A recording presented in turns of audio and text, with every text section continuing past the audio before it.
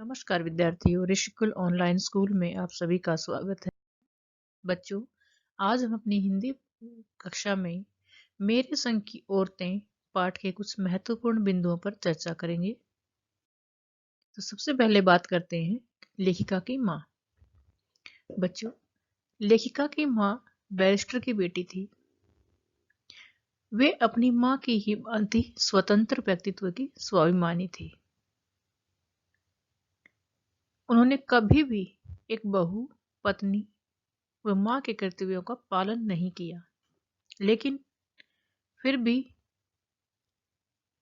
वे सारे घर में बहुत ही प्रिय थी। सभी उनका आदर करते थे, सम्मान करते थे।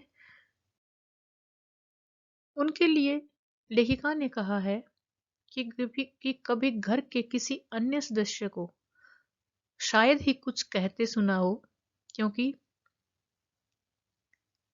माँ के में वे गुण थे जो एक आम आदमी से खास बनाते हैं। उनकी सबसे बड़ी विशेषता थी कि वे एक ईमानदार स्त्री थी। वे कभी झूठ नहीं बोलती थी, फिर चाहे जितना कड़वा सच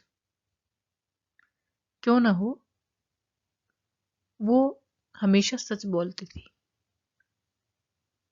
ये उनके चरित्र की बड़ी विशेषता थी और यही कारण है कि घर के लोग उनका बहुत आदर करते थे। और अगर शारीरिक रंग रूप की बात की जाए तो लेखिका की माँ बड़ी ही कोमल और सुंदर महिला थी। खादी की साड़ी पहनती थी और इतनी नाजुक थी कि ऐसे लगता था खादी की साड़ी उनके लिए संभाल पाना मुश्किल है। उनके इसी तरह के रूप रंग के कारण लेखिका की दादी ने उनके लिए बोला था कि हमारी बहू को धोया पोंछा और छींके पर टांग दिया, अर्थात उनसे काम करवाने की कभी किसी ने कोई जरूरत नहीं समझी। इसके दो कारण हो सकते हैं। एक, लेखिका की माँ स्वभाव से बहुत ही सुशील थी। दूसरा, उनका स्वास्थ्य बहुत अच्छा नहीं रहता था। वो बीमार रहती थी, ज्यादा समय बिस्तर पर ही रहती थी, तो इस वजह से भी उसे घर के कामों से दूर रखा जाता था। उनके अंदर दो मुख्य विशेषताएं थी। वे कभी किसी को की गोपनीय बात किसी दूसरे को नहीं बताती थी और हमेशा सच बोलती थी। इन्हीं सब बातों के कारण सभी व्यक्ति उनके मित्र थे और उनकी प्रत्येक सलाह का सम्मान करते थे। और अब बात करते हैं लेखिका की दादी की। लेखिका की दादी के घर का माहौल स्वतंत्रता से परिपूर्ण था। वे अपनी बहुओं और बेटियों को ताना या उल्हाना कभी नहीं देती थी।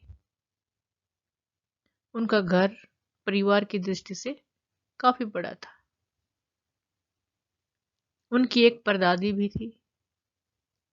उनके घर में सबको समान अधिकार प्राप्त था। किसी से भी कोई सवाल जवाब नहीं किया जाता था। उनका घर उस समय के परिवेश से बिल्कुल भिन्न था, बिल्कुल अलग था। उस समय में जब लड़की को पैदा होते ही मार दिया जाता था और स्त्री शिक्षा का कहीं कोई नामो निशान नहीं था, तो परदादी ने मंदिर जाकर उनकी पतोहू के पहले बच्चे के लिए लड़की की कामना की। और जब एक के बाद एक 5 लड़कियां हो जाती हैं तो सभी को उनकी शिक्षा दिलवाई और उनको अच्छा